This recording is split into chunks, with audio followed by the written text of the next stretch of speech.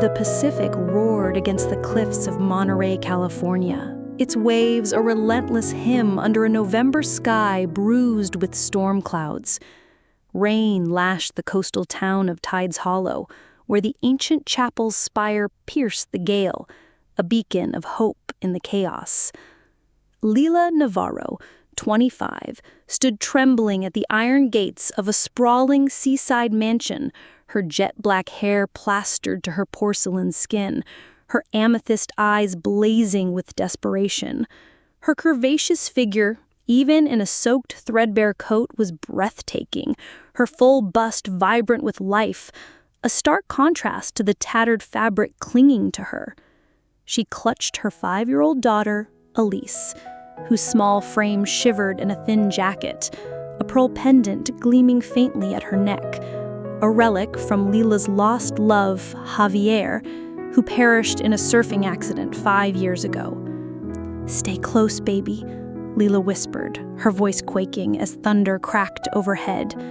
"We'll find somewhere warm." Elise's big, amethyst eyes, mirrors of her mother's, peered up through the rain. "Is this a castle, Mommy?"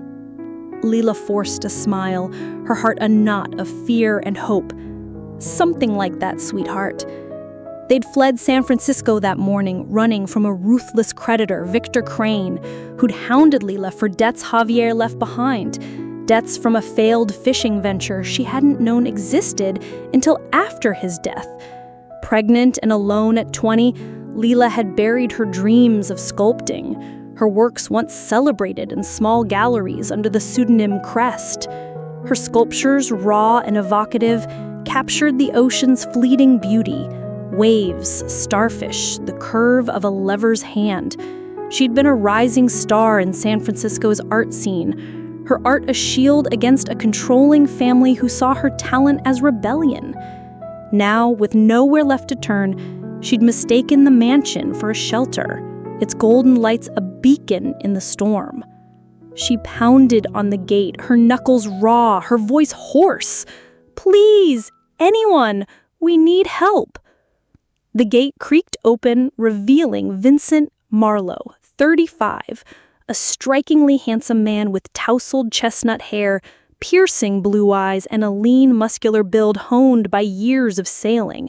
His tailored wool coat was damp, his chiseled jaw shadowed with a day's stubble, his eyes carrying the weight of profound loneliness. A tech millionaire who'd built an empire in Silicon Valley, Vincent had retreated to Tides Hollow after losing his wife, Anna, and son, Miles, in a plane crash 3 years ago. His wealth funded orphanages and shelters across the coast, quiet acts of compassion to ease the guilt that gnawed at him, guilt for being in a boardroom in London when his family needed him most. "Who are you?"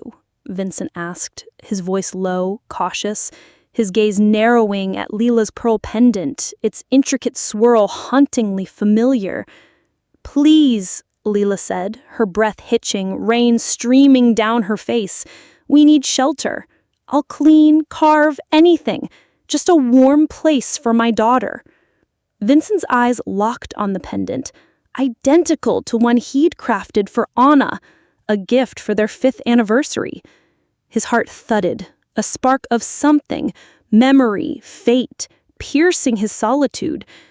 "That pearl? Where did you get it?" "It was her father's," Lila said, clutching Elise tighter, her voice trembling but firm. "We're not thieves, I swear. Just one night, please." Vincent studied her, her beauty undeniable even in distress, her amethyst eyes fierce with a mother's love. Her vulnerability stirred his compassion, a flame he'd buried under grief. "No one freezes on my watch," he said, stepping aside. "Come in." Inside, the mansion's marble foyer gleamed under a crystal chandelier, its warmth a stark contrast to the storm's fury. Lila's soaked dress clung to her curvaceous figure, her full bust and radiant presence drawing Vincent's gaze despite his effort to focus elsewhere.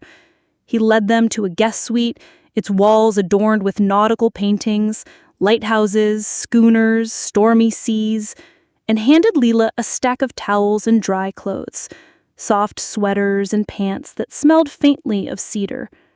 "Dry off," he said, his voice softer now. "I'll bring food." Lila's eyes searched his, wary but grateful. "Why are you helping us? You don't know us." Vincent hesitated, his blue eyes flickering with pain. "Because I know what it's like to lose everything, and no one should face that alone." Elise tugged Lila's sleeve, her small voice bright. "Tim K. looks like a prince." Lila smiled faintly, her heart twinging with cautious hope.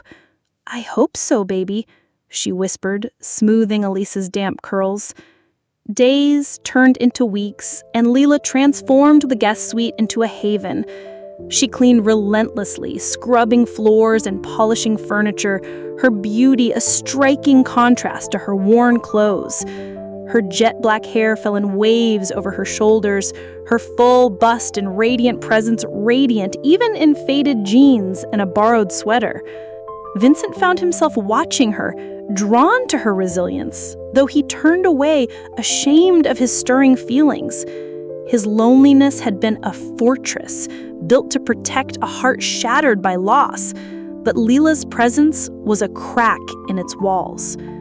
At night, when Elise slept, Lila sculpted in secret, using scraps of driftwood and a small knife she carried in her bag. In the dim light of a single lamp, she carved the ocean's fleeting beauty. Crashing waves, starfish clinging to rocks, Elise's sleeping face framed by curls. Her art, signed Crest, was her refuge, a tether to the dream she'd buried when Javier died. She'd been a rising star in San Francisco's art scene, her sculptures celebrated for their raw emotion, but grief and motherhood had silenced her chisel. Her family, strict and judgmental, had called her art a sin, a waste, and Javier's death had sealed her silence. Elise's laughter filled the mansion, a melody that warmed and haunted Vincent. One evening, as Lila polished a grand piano in the living room, its ebony surface gleaming under her careful touch, Elise sat cross-legged on the floor, drawing seashells with a crayon.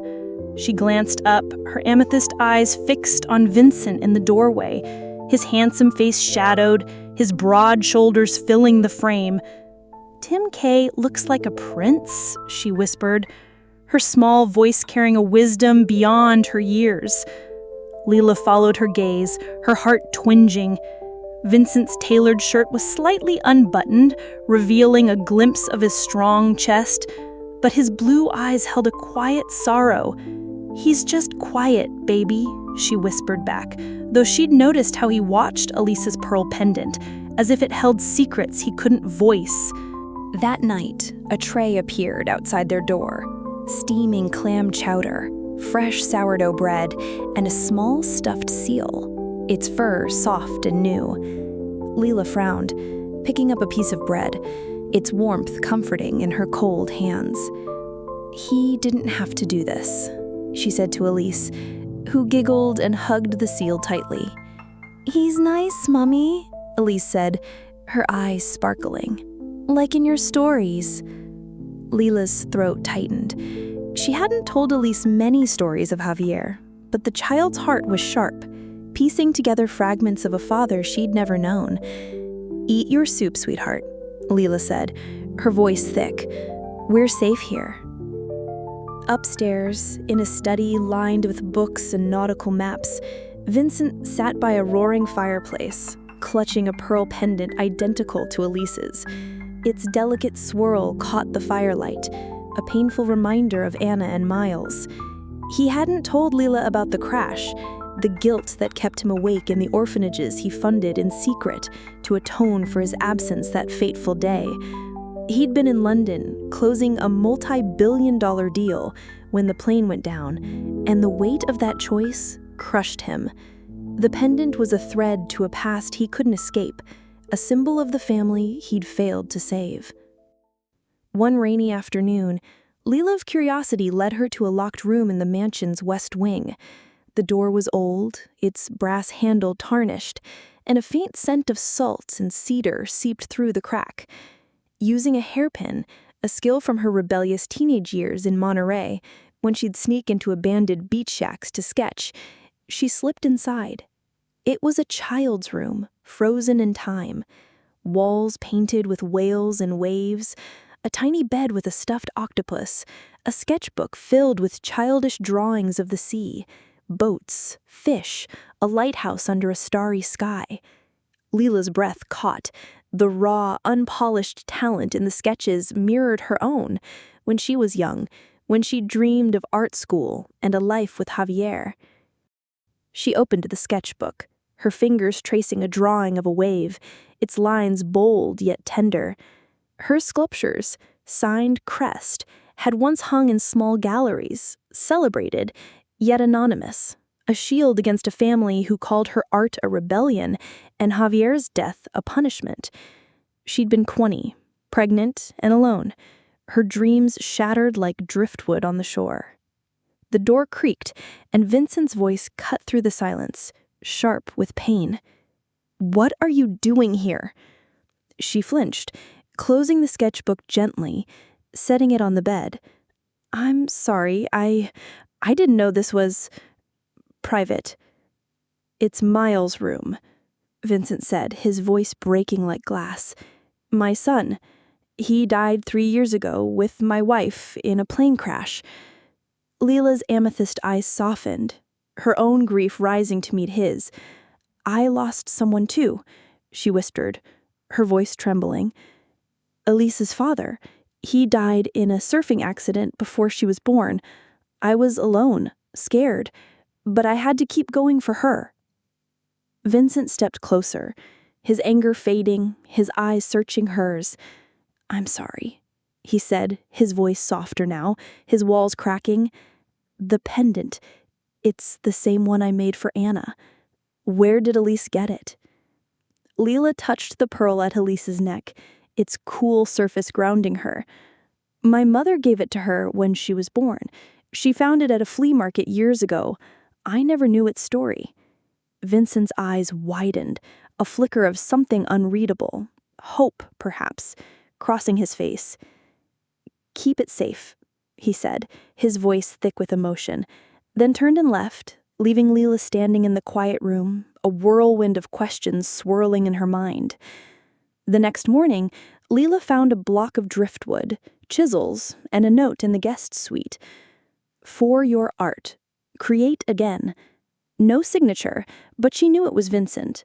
Her hands trembled as she touched the wood, its grain rough yet full of possibility. In the guest suite's small alcove, she sculpted a crashing wave, her emotions spilling into the wood, grief for Javier, hope for Elise, and resilience for herself. Her strokes were fierce, fluid, a testament to the artist she'd buried to survive.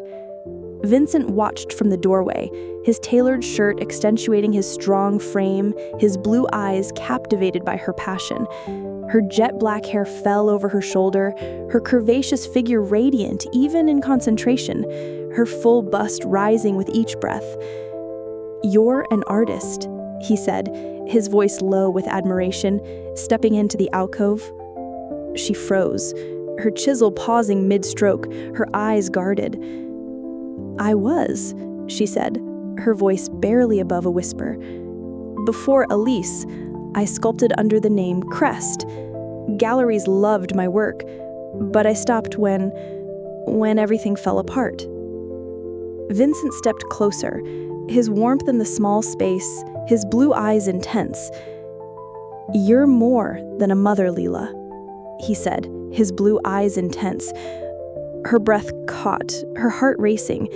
No one had called her that since Javier, whispering it under the stars before the ocean took him. "I don't know if I can be that person again," she said, her voice trembling, her amethyst eyes meeting his. "You already are," Vincent said, and for the first time, Lila felt a spark of belief ignite within her. Their conversations deepened over coffee in the mansion's kitchen, the air warm with the scent of roasted beans and sea salt. Lila shared her past. A coastal girl from Monterey, raised by a strict family who saw her art as rebellion.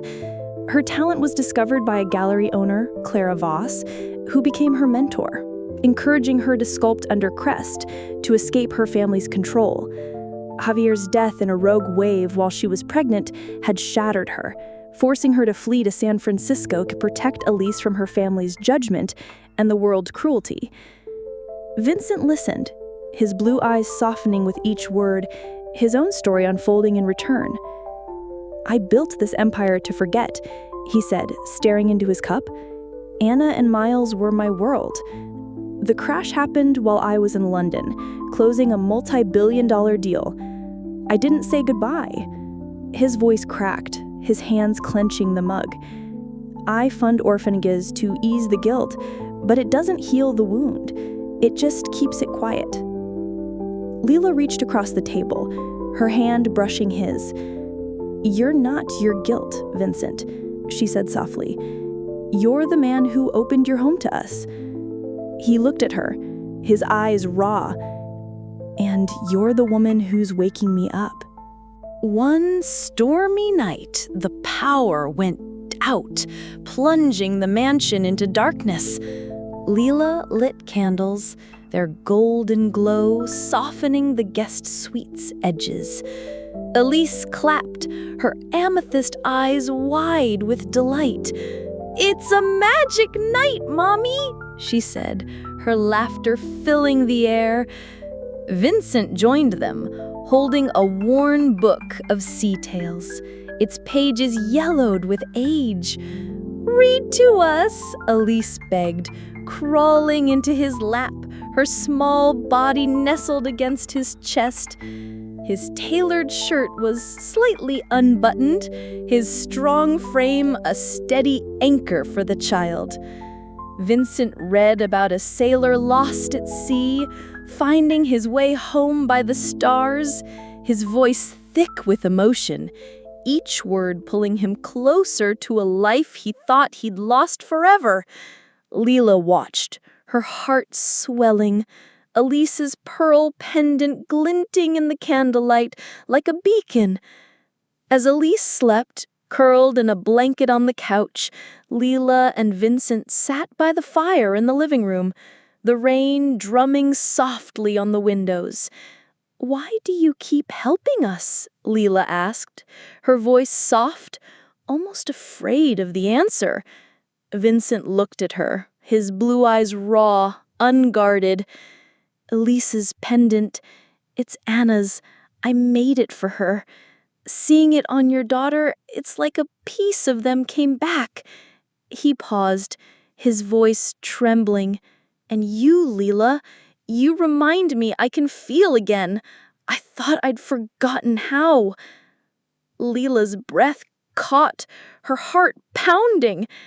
"I'm not a replacement, Vincent," she said, her voice firm but gentle. "I'm just me." "You're not," he said fiercely, leaning closer, his gaze intense. "You're Lila, and I'm starting to need you." Her heart raced, her beauty radiant in the firelight, her full bust rising with each breath. Fear held her back. Javier's death had taught her that love could vanish in an instant, leaving only pain. Yet Vincent's eyes held a truth she couldn't deny, a longing that matched her own. She reached for his hand, their fingers intertwining, a silent vow in the flickering light. The next morning, a tabloid headline shattered their fragile peace. "Tech millionaire hides homeless sculptor in seaside mansion." Reporters swarmed the gates, their cameras flashing like lightning, their shouts piercing the air. "Is she your mistress? Is the kid yours?" Lila clutched Elise tightly, her heart pounding, her beauty a stark contrast to the chaos outside. Her jet-black hair was damp, her curvaceous figure striking even in a borrowed coat. Vincent faced the cameras, his voice like steel, his broad frame commanding attention. "This woman gave me back my life," he declared, his blue eyes sweeping the crowd. "She's not a story, she's my family." Lila's eyes filled with tears, her heart swelling. He'd claimed them publicly, fearlessly, without hesitation. Inside the mansion, she sat with Elise, whispering, "We're okay, baby." But doubt lingered. Could she trust this man, this life with her daughter's future? The world had hurt her before, and she'd learned to guard her heart. Later that day, Sister Maria, a nun from Tides Hollow's chapel, arrived at the mansion. Her eyes kind but sharp as she sipped tea in Vincent's study. "You've changed him, Lila," she said, her voice warm. "He's alive again. I haven't seen him like this since Anna and Miles." Lila smiled faintly, her jet black hair catching the firelight, her curvaceous figure softened by a sweater. "He's changing us too," she said, her voice soft but certain. Sister Maria nodded, her gaze piercing. "Be careful, child. He's a good man, rich in heart as well as wealth. But his grief is heavy. Don't let it become yours." Her throat tightened. She knew about heavy grief. Javier's memory lingered in Elise's eyes, in the pearl pendant, in the quiet moments when she felt most alone. But Vincent's compassion, his quiet acts of kindness, was a lifeline she hadn't expected.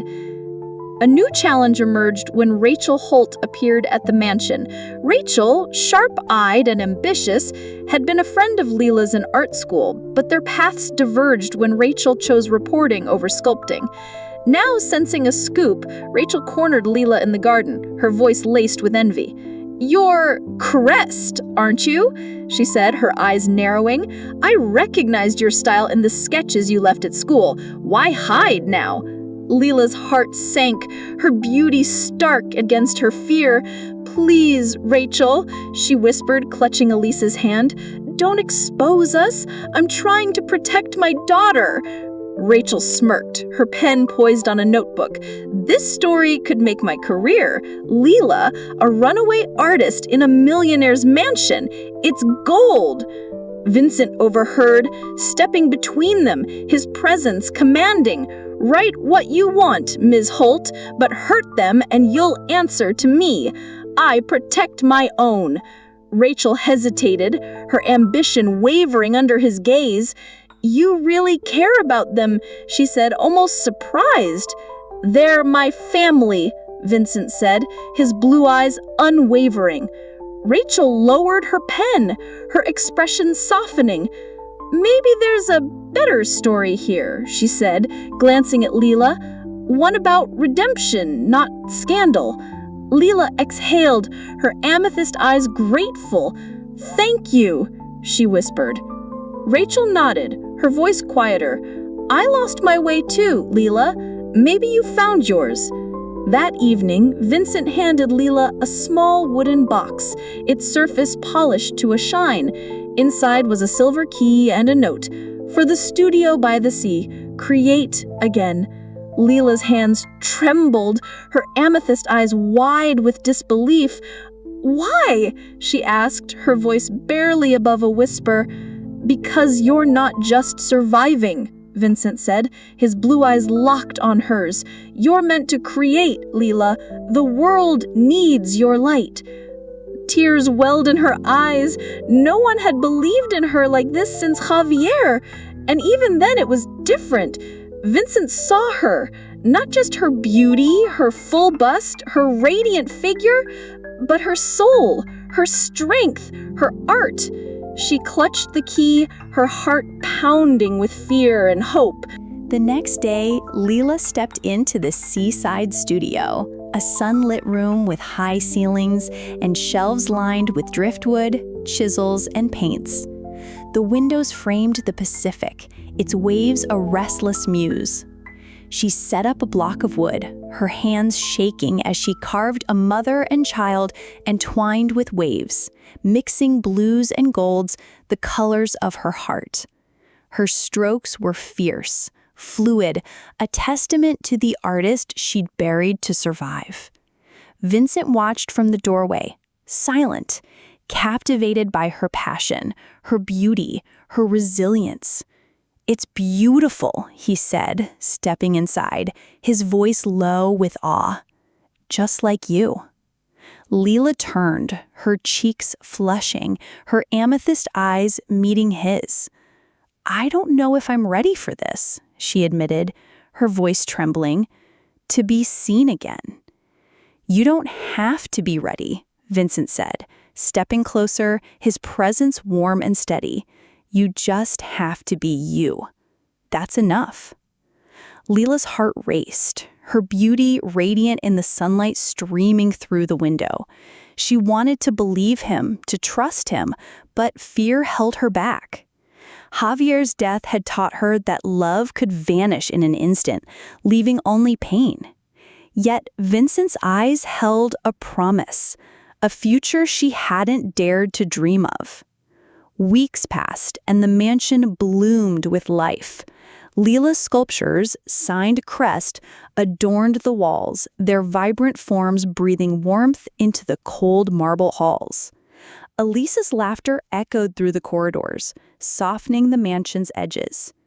Vincent began to spend more time with them, his presence no longer a shadow, but a warmth. He taught Elise how to draw simple starfish, his hands guiding hers, his smile breaking through the grief that had held him captive. One afternoon, Lila took Elise to the beach below the cliffs, where the Tidepool shimmered with life. Elise splashed in the shallow water, her pearl pendant glinting, her laughter a melody. "Look, Mommy," she called, holding up a tiny starfish. "It's like my drawings." Lila knelt beside her, her jet-black hair catching the sea breeze, her curvaceous figure radiant in a simple dress. "It's perfect, baby, just like you." Vincent joined them, his tailored shirt rolled up, his blue eyes soft. "You're a natural, Elise," he said, helping her place the starfish back in the water. "You've got your mom's gift." Elise giggled, splashing him. "You're fun, Mr. Vincent." Lila watched, her heart twinging. "She's never been this happy," she said softly, her eyes meeting his. "Thank you." Vincent's smile was tender. "She's easy to love," he said, his gaze lingering on Lila. "So are you." Lila's cheeks flushed, her amethyst eyes searching his. "Don't say that unless you mean it," she whispered. "I mean it," Vincent said, his voice low, earnest. A new threat emerged when Victor Crane, the creditor, returned to Tides Hollow, this time with a lawyer, threatening to seize Elise to settle the debts. He stood at the mansion gates, his voice cold and menacing. "You can't hide forever, Lila. Javier's debts are yours. Pay up or I take the girl." Lila's heart pounded, her beauty stark against her fear, as she clutched Elise. Vincent stepped forward, his millionaire's authority radiating, his blue eyes like ice. "You'll get your money," he said, his voice steel. "But you touch them and I'll bury you in court. They're my family." Crane sneered, his lawyer shifting uncomfortably. "You think your money scares me, Marlowe?" "It should," Vincent said, his voice unwavering. "I've built and broken empires. You're nothing." Crane backed off, cowed by Vincent's resolution and the weight of his wealth. Lila's knees buckled, her amethyst eyes wide with gratitude. "You didn't have to do that," she said, her voice trembling. "I did," he said, "because I love you." The words hung between them, a confession, a promise, a risk. Lila's heart raced, her beauty radiant in the morning light, but fear still lingered. She'd loved once, lost everything, and rebuilt her life for Elise. Could she risk her heart again? The town of Tides Hollow began to embrace Lila and Elise, drawn to their warmth and Vincent's quiet generosity. Rachel Holt, the journalist, published a new article, not a scandal, but a story of redemption. The Artist and the Millionaire, a tale of hope in Tides Hollow. The article brought visitors to the mansion, curious about the woman behind Crest. Lila, nervous but emboldened, began to share her art, her sculptures drawing gasps at local galleries.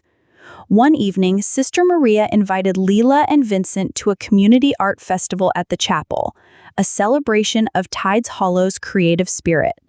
Lila hesitated, her fear of being seen warring with her desire to reclaim her art.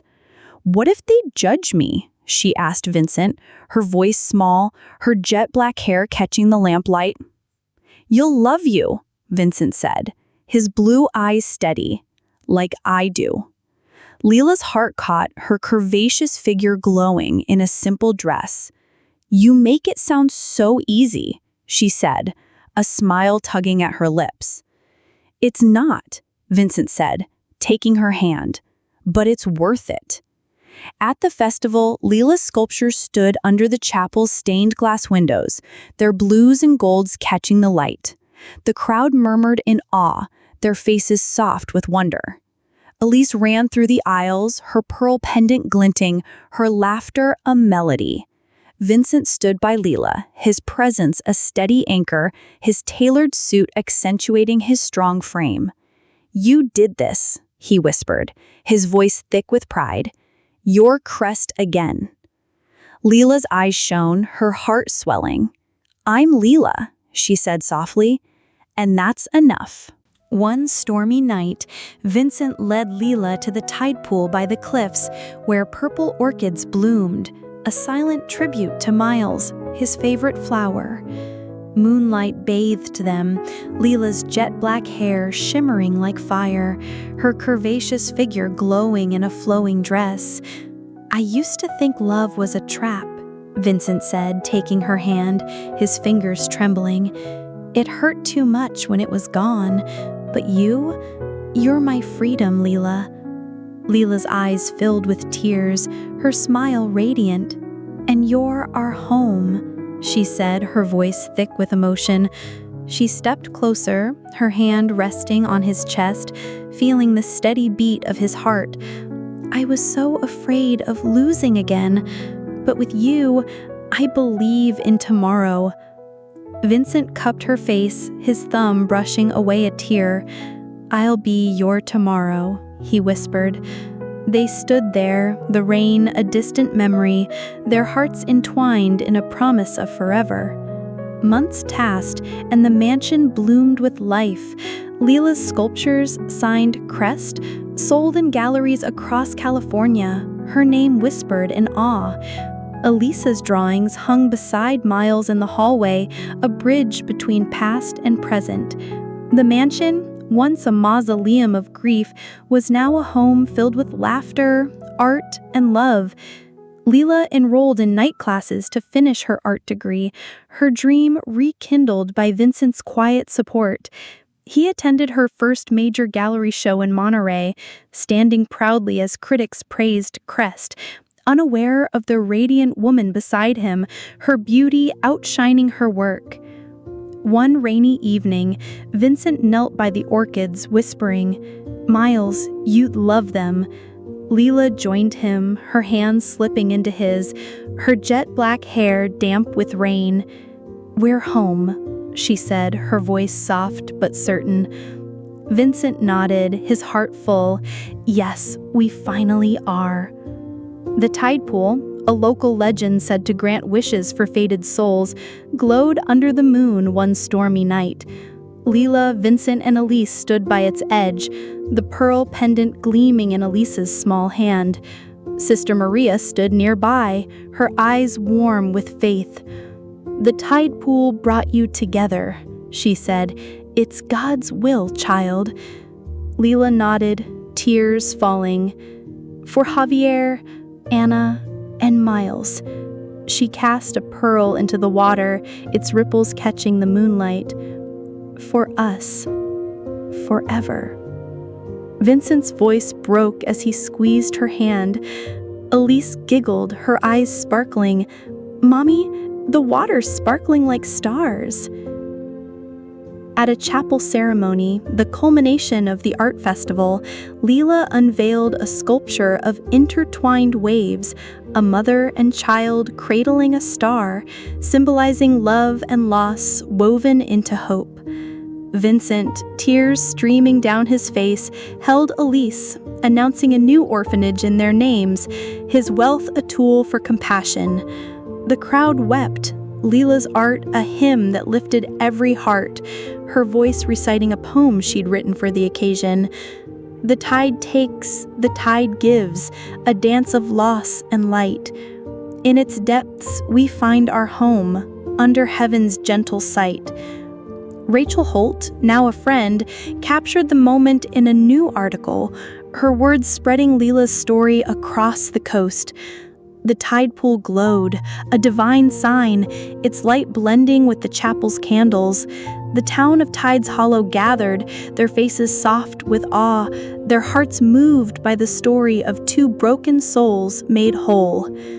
Lila leaned against Vincent, her head on his shoulder, her curvaceous figure relaxed in a flowing dress, her beauty a testament to her strength. "I used to dread the tide," she murmured, her amethyst eyes shining. "Now it feels like a promise." Vincent kissed her forehead, his voice soft. "It's our promise." In the quiet, with the rain singing softly outside, they held each other, their hearts full. The world had taken much from them, Javier, Anna, Miles, but it had given them this, a family, a home, a love that would endure. The pearl pendant gleamed softly in the light, a reminder that even in the darkest storms, love could light the way home. As they stepped into the warmth of the mansion, hands entwined, the Tidepool's glow faded into the night, but its promise lingered. Lila's sculptures adorned galleries, her name a rising star. Elise's laughter filled the halls, her drawings a testament to a child's boundless joy. Vincent's orphanages spread hope across the coast, his compassion a legacy of love. The town embraced them, their story a beacon in Tides Hollow, a testament to grace and second chances. One evening, as rain tapped gently on the windows, Lila, Vincent, and Elise sat in the living room, a new sculpture above the fireplace, 3 figures under a starry sky, their hands linked, a family born of choice. Lila's voice was soft as she read a bedtime story to Elise, her words weaving a tale of a sailor and a star, their love guiding them home. Vincent listened, his heart full, his blue eyes shining with tears. "We're a family now, aren't we?" Elise asked, her small voice sleepy, her pearl pendant glinting. "Yes, sweetheart," she said, her voice thick with emotion. "We are." Vincent squeezed Lila's hand, his voice a whisper. "Forever." And in that moment, under the gentle hum of rain and hope, they were whole. A family forged by loss, bound by love, guided by a divine tide that had brought them home.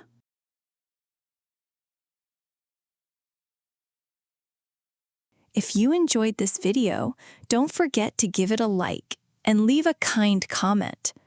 To help the channel stay motivated to create more great videos, please hit the subscribe button. Wishing you happiness and peace in the light and love of God.